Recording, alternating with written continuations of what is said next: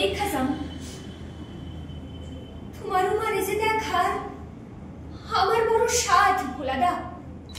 আচ্ছা সে কি আজও ঘাটলাই বসে আছে?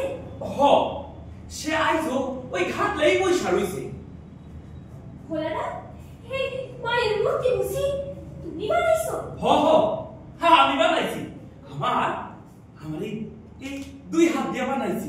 বাহ কি সুন্দর! কি করে বানাও এত সুন্দর মূর্তি?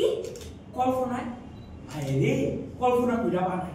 জানো ওই ফারার ওই রহিম তার মারে দেহি দূর থেকে দেহি আর ভাবি মা বুঝি এমন হয়। তারে কল্পনা কইরা ঘর ফুটে দিয়া মায়ের মূর্তি গড়ি।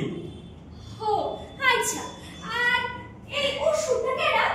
অসুখটা হইলো ওই গ্রামের বিশু আর করিমা। জানো হেরা দুইটা সারাটা দিন অসুরের মতো ঝগড়া করে, তাই হেরা দেখে অসুর বানাই। বাবা তুমি দেখি এই পুরা গ্রামটারে পুরো মূর্তি বানায় লাইছো। তবে এই সিংহটা কেডা? সিংহটা হইল না আমি মায়ের বাহন। মা যা বলে তাই করি। মা যদি বলে অসুরে বধ করতে তাও করি।